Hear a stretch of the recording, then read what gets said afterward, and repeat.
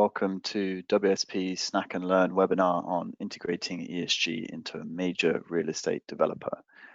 Please note there will be time for questions at the end, so please do write your questions within the question box and the control panel. And also you will have access to download the presentation within the handout box as well.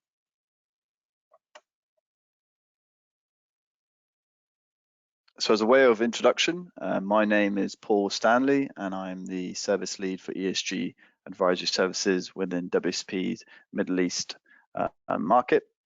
My background has always been in ESG consulting for the better part of 11 years and have spent the majority of my career in the Middle East and the UK. With me on the call, we have a colleague of mine, Katherine Bruce.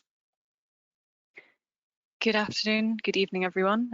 Katherine Bruce. I'm the service lead from WSP in the Middle East for sustainability and climate change, and I predominantly help clients in integrating sustainability measures within real estate and construction projects.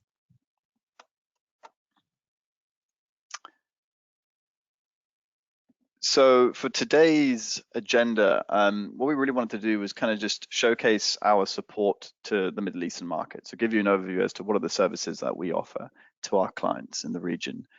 We then wanted to take you through a little bit of an ESG and sustainability drivers overview. So to kind of really set the scene as to what are some of the key things driving ESG and sustainability. And then really get down to understanding what our clients' needs and wants are and taking them through their journey and how we support that. And looking at some of the horizon scanning and supporting their transition. So ultimately helping them in being future-proof in terms of what's to come in the space and the industry as a whole. And then at the very end, we'll have a 10-minute Q&A session. So to give you an overview as to what we offer as services, so we sit within E&S, Environment and Sustainability, a growing team of 83 individuals. Our major service offerings are ESG advisory, where I sit, sustainability and climate change advisory, where Katherine sits, and then we also have environment, health and safety, waste advisory, and then we have our energy advisory as well, and a niche but newly developed food security advisory services. Our value proposition, in essence, is we are a multidisciplinary team of management consultants with technical engineers. So we provide those end-to-end services with the consulting supported by the deep technical expertise to really bring that sort of one-stop shop approach to our clients.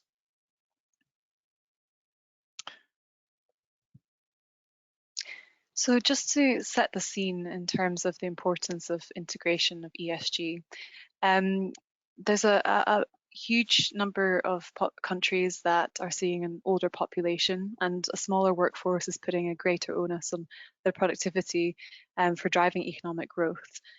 On top of that, wealth inequality is increasing in developed economies. That's putting a lot of social strains, reducing educational opportunities. We start to see economic activity shifting to urban areas and emerging countries. So by 2025, nearly half of the world's largest companies are expected to be headquartered in emerging markets. And this is putting a lot of change in supply chains and their workforces. And then undoubtedly one of the biggest impacts is climate change, and this growing population is going to put an increased pressure on our natural resources, and without significant global action to help reduce temperatures, we could surpass a 2 degrees increase, which will have potential irreversible environmental damage. Next slide, please.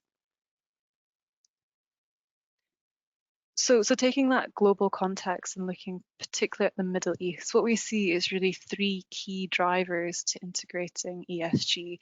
And this case study that we'll go through was really pulling on these 3 key areas. In the Middle East, we have regulatory compliance, particularly with financial markets, that are now mandating ESG related disclosures that companies need to report publicly against. With the recent commitments to net zero by 2050, it's likely that we'll see policy starting to trickle through into the private sector to help in reducing emissions. The stakeholder expectation is higher. Sovereign wealth funds, as well as other investors, are now demanding ESG disclosures from companies and from their related projects. But also consumers in the region are demanding more environmentally friendly services that companies are providing. And thirdly, the competition from peers. So peers are starting to adopt more efficient technologies that help improve resource efficiency and ultimately have a competitive edge over their other peers in the market because they are taking a first mover advantage. Next slide, please.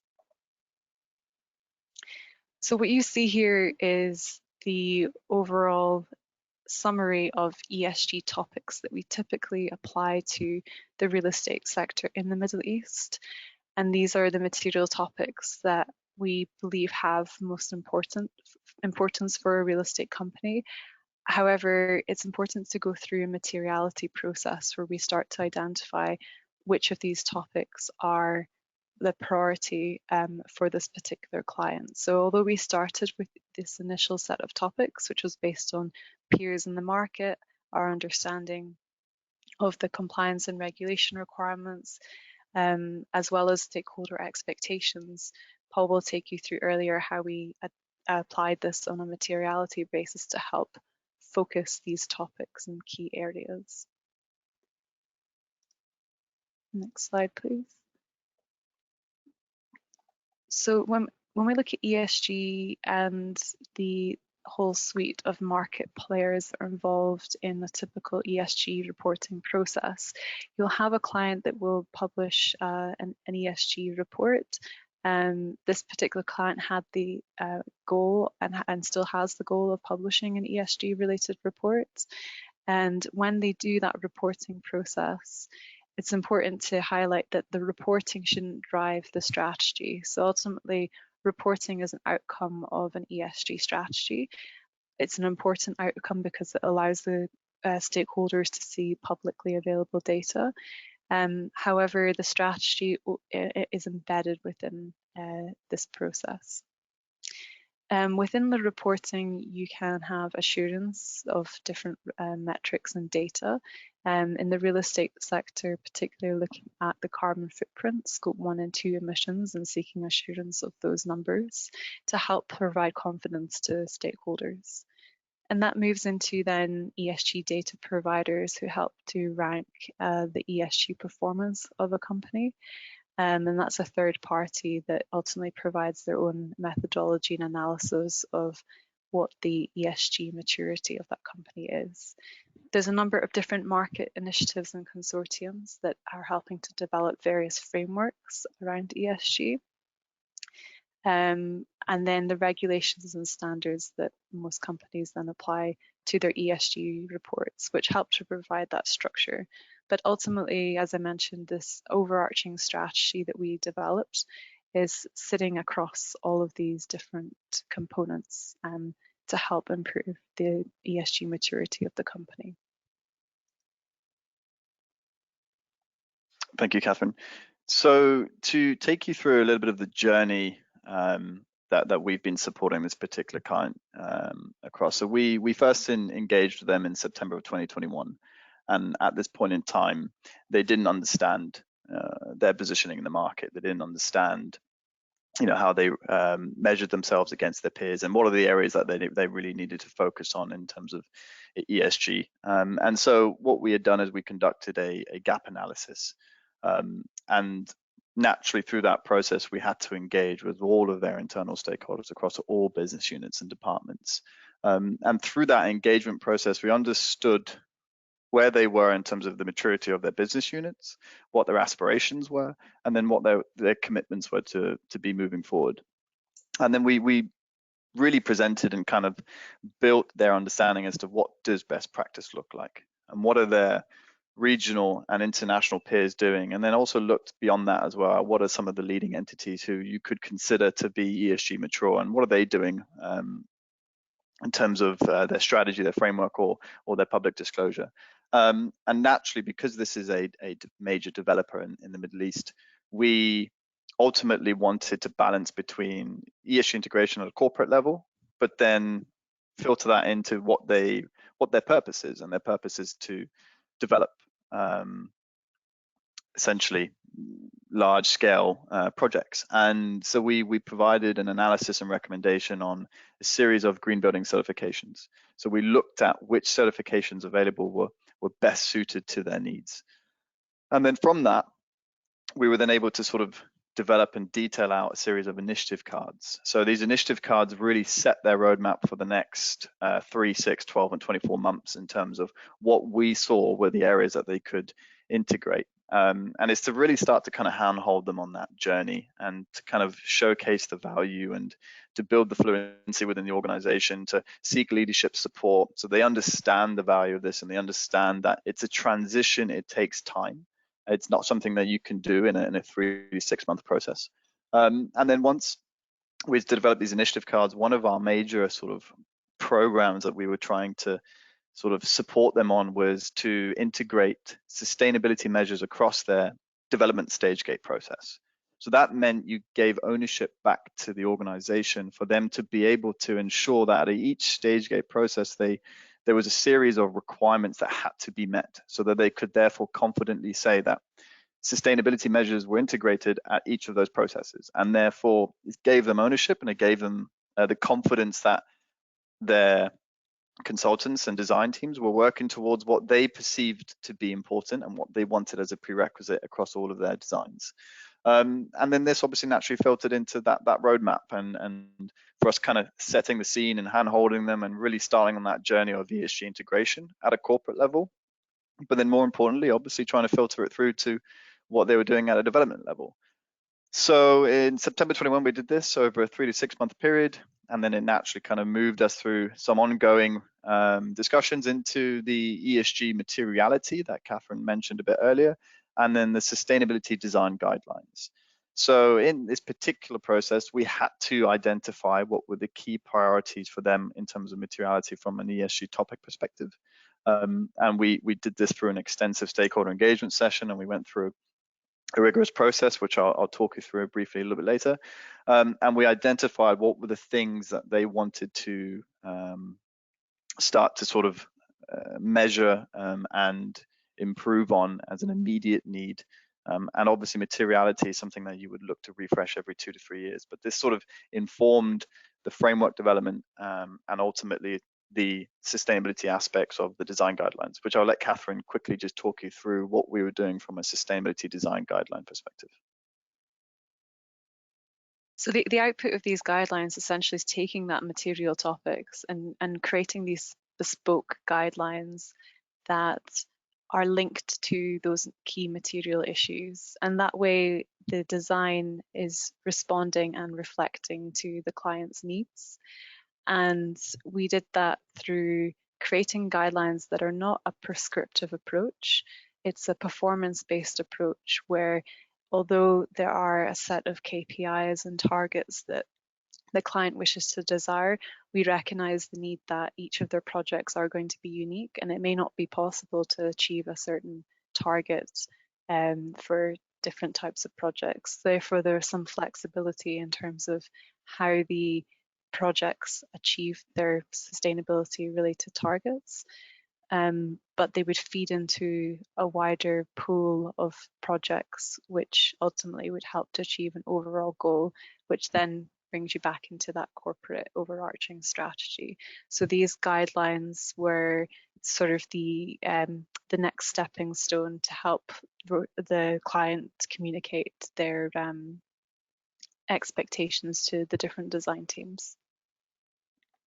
So naturally, as we progressed, we went towards developing their framework. So the skeletal outline as to what they would see as their ESG framework, and then what are the key themes, the pillars, the focus areas, the strategic objectives. So in order to do that, materiality process was key for us to inform that framework development process. And off the back of it, again, we had to conduct extensive stakeholder engagement. We had to go through a number of iterations with the client. We had to make sure that the business priorities were part of that framework, and it was built in line with their corporate strategy, because these two have to follow in suit of one another.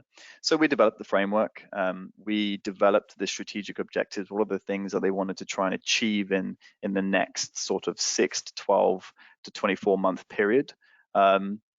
Naturally speaking, there needs to be policies to support the positioning of the organization. And then off the back of that, again, to be able to set the next steps for them and to then map it to their development strategies, we developed a series of material topic strategies, which ultimately just defined their positioning across the key material topics. Some example targets and KPIs that they could start to measure themselves against, with milestone requirements. So what are the things they have to integrate within the organization to start to deliver on these strategies? And then this is kind of what leads us to our present moment in time, where we're now working with them on the integration and transformation of the organization. So these material topic strategies set the 6 to 12 month implementation plan, and then we support them on that implementation. And a major component of that is the cultural transformation shift. And how do you essentially change the mindset and culture of an organization to be understanding of ESG, to seek to understand its importance, and to really sort of see the value in the purpose of what we do, and how to essentially trying to take forward certain measures into your daily operations and business as usual. So kind of bring some of the key activities we conducted. So I won't spend too long on this, but this is a materiality assessment where ultimately we had 33 topics. And the purpose is you try and boil this down through extensive engagement around what's the impact on society and environment from the organization, and then what's the impact on the client's success. And we were to map these in terms of material, very material, and then most material, the top right quadrant. And then these top right quadrant topics, were they're the ones that therefore become their somewhat priority. You don't disregard the others, but you focus your attention on these, and therefore you try and achieve success and integration of these various topics to then start that transition of maturity. And then in 2 years' time, you would typically refresh this process to then realign what your strategic objectives are, and to realign the positioning in terms of where you want to take the organization, because sometimes things become business as usual and you're performing well, and then you're starting to lag on others. So therefore it's always important to remain sort of focused on what are the immediate needs of the organization. And then Katherine. So this is the stage gate process, where we looked from a development perspective how we translate those ESG topics into sustainability visions for all their projects. And ultimately, the aim of this slide is just to showcase really that ESG can be integrated at any stage in a development project's life cycle. It's of course much more valuable if it's integrated at an earliest stage as possible, and that upfront stakeholder engagement is also really key to get buy-in on any of the sustainability related initiatives that will have an impact on the design. And actually setting a budget aside for these different ESG related measures, things like resource management, potential of renewable energy sources, as well as social related elements, initially might have an upfront cost that needs to be considered, but this should be looked at through a life cycle costing perspective, so that you understand the full value of implementing the initiatives throughout the life cycle of the project. It's also important when the real estate developer is appointing their sustainability team and design team to actually screen them in the pre-qualification process to really understand what their own design related commitments are to sustainability, and that will help to ensure that the ESG goals are translated into design practice and that they have the experience and capability to do so. I mentioned earlier about the design requirements being performance-based approach over prescriptive, and that's also important to ensure that we don't take a too prescriptive approach to the implementation. So although there are a set of guidelines here and requirements, it's really important to look at it from a bespoke project perspective and what would be achievable. Then moving into the construction stage, a key step here is, although contractors will be required to meet certain ESG related criteria and practice, it's also important that the developer is auditing that process and making sure that it's being applied and adhered to, and in not just taking the basis of a monthly report, but actually visiting the site and ensuring that the design requirements are being achieved.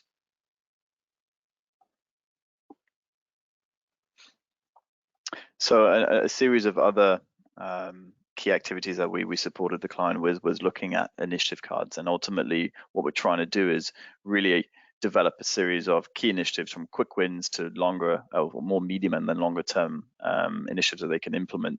And the idea is you're supporting them on that journey. You're outlining what are the things that they can integrate to start that transition. And naturally speaking, you look at things from what's the impact and outcome, what are some of the resources you require, do you have them existing, or do you need to sort of bring in new FTE, new full-time employees, do you have the capacity within your organization, and what are some of the interdependencies, and then ultimately again, where does ownership lie, who are the participating departments and who is leadership of this particular initiative, and what are some of the risks and mitigation measures you might have to implement. So this is all about that sort of scene setting and supporting them, because time and time again we say this is an iterative process. It's a transition over time, and naturally speaking, you don't always get things right the first time. It takes a significant amount of value and effort to be able to sort of continue on that journey. And this is sort of where it's really taking the client on that journey and really kind of supporting them and holding their hand and providing them the confidence that they need, because ESG is in a relatively, you could say it's a new industry, and it's therefore continuously developing. And there are a series of new performance frameworks and reporting frameworks and disclosure requirements and regulations coming through. So it's all about supporting the client in understanding what's of importance to them and now, and how can we take that forward. And then in this particular instance, we're very cautious of SDG washing. It's something that we tend to avoid, be it that we are consultants in ESG and sustainability. But this is just a brief mapping exercise that we brought together, looking at the key topics of materiality for the client and where they contribute and support to the various United Nations Sustainable Development Goals. One of our key next steps for them would be to actually conduct a comprehensive and detailed mapping exercise to really sort of ensure that everything that they're doing within the organization, all the various initiatives and programs and activities are actually contributing towards the various targets and KPIs that are defined within the SDGs to really showcase their contribution to that. Because it is a sort of regional and sort of national target, but obviously it's the role and responsibility of multiple organizations to contribute to that as a whole. And conscious of time, but just to kind of quickly take you through some of the key takeaways and lessons learned. So integrating ESG within any organization, I've said it a few times, takes time and investment, but there is significant value in taking the client on a journey throughout the entire process, showing them what's to come in the next 12 to 24 months, and then what are the things that they have to expect along that way, and to really paint the picture from the very beginning that this is a transition and it's an iterative process and it will take time and it will change along the way. It will evolve. The key to, I guess, success is really underpinned by buy-in and support. So if you have from all stakeholders, but most importantly as well from leadership, because if you ensure the fluency and understanding of ESG within the organization, and they understand how it will positively impact, and there are a number of ways you can do that through business case analysis and all sorts of various measures, then they see the value and they see the need for investment, and it's easy to kind of take them on that journey as well. And then engaging with an organization who's considered newly established, does provide both opportunities and challenges. Opportunities being you can start from a clean slate. Challenges being sometimes it's a process that you have to revisit 1 or 2, 3 to 4 times because members come and go, or process or procedures change, and therefore that can be. But it's part of the growing pains of any organization. And then Katherine, just the last 2. Yeah, ultimately we need to make sure that we don't address too many ESG topics. There's a huge suite of different material topics, and it's so important to prioritize them, to focus on 2, max 3 as a key priority, and the other topics to be either picked up at a later stage or taken as not as important. Otherwise, all your resources will be looking at too many different topics and you won't achieve success. And finally, just making sure that ESG is an overarching corporate strategy embedded within corporate strategy, and all your development projects are a component of that framework. Perfect. And then Q&A, and conscious that we might run a little bit over on the time. That's okay. Thank you, Paul and Katherine, for a great presentation. So just to mention quickly the housekeeping items, the presentation slides are available to download in the handout box of the control panel, and also you can continue to ask questions in the question box in the control panel. I will start with the first question. Can you clarify what is the difference between sustainability and ESG?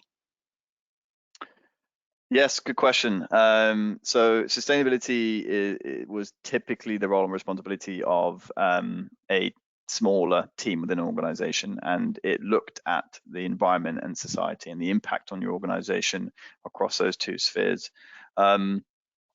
Whereas ESG has evolved to be all-encompassing. So it's looking at the impact of your organization, again, on environment and society, but it's also looking at the environmental and society's impact on your organization and on your supply chain. And it is a role and responsibility of multiple individuals across the entire organization from a top-down, bottom-up approach. And it's not the sole responsibility of one team. It's kind of a good way to put it is where you see digital. It has an impact across all aspects of the business, and therefore that's how ESG is considered. It's a corporate item, but again, it requires input, support, and endorsement from multiple stakeholders. Thank you. If you can just open your camera, it will be really nice to see you. The next question is, what do digital transformation and ESG have in common? I'd say, again, I kind of just partly answered it, really. I mean, digital transformation sort of penetrates every position of the organization. And therefore, there is a role of responsibility to a degree across all employees, and also has an influence externally to external stakeholders. And that's how you consider ESG, because it covers everything under social aspects as critical as human rights and labor rights, and it covers environmental aspects under net zero and climate adaptation, and it covers things around, and that's the big factor is the G, the governance, and it's all around how do you ensure transparency, accountability, how are you integrating the roles and responsibilities of the E and S across your organization, and how is it enforced at a leadership level, and then how has it trickled down into the various business units, and how do you empower the people within the organization? So it's very similar, where I guess the key point is it does have an impact across the whole organization. Thank you. Next question is, how do you evaluate the ESG maturity of a company? So I guess when we look into the ESG and the different aspects that companies apply this, typically a relatively immature company will start by looking at just policies, and a policy doesn't necessarily lead to tangible impacts. So policies are a good starting point. They're your inputs. And then as companies become more mature, they look into the outputs. So how that policy is being monitored and recorded. So we take emissions, for example. You might start with an carbon emission policy, the outputs would be you start tracking your emissions. Then as a company gets more mature, they'll start to make tangible reductions or improvements to that material topic. So that's the outcomes, and that could be looking at the GHG emission reduction on an annual basis.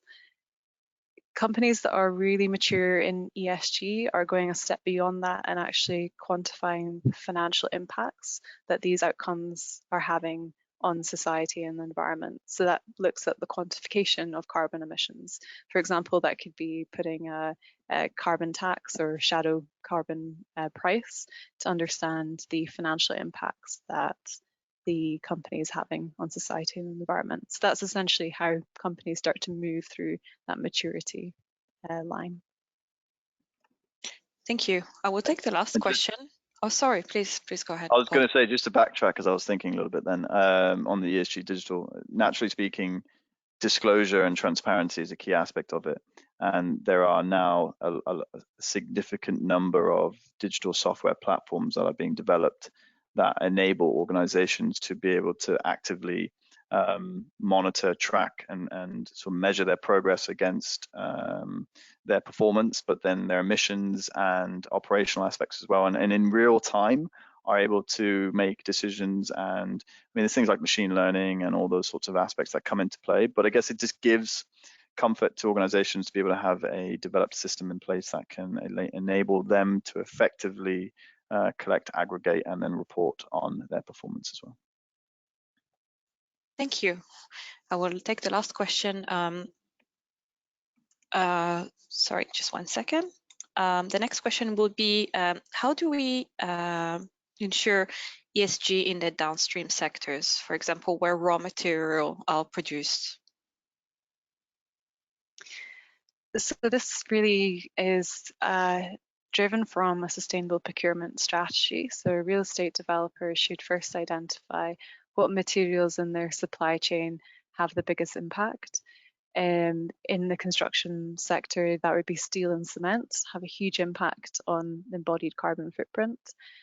And then it's really up to, from that, looking through the lens of a real estate developer, it's trying to have those stakeholder engagements within the supply chain to understand how you can start to improve the practices. So from an environmental perspective, that could be looking at embodied emissions. From a social perspective, it might be looking at the human rights and the supply chain, and right down to, where these materials are being sourced from, like in the metals and mining sector.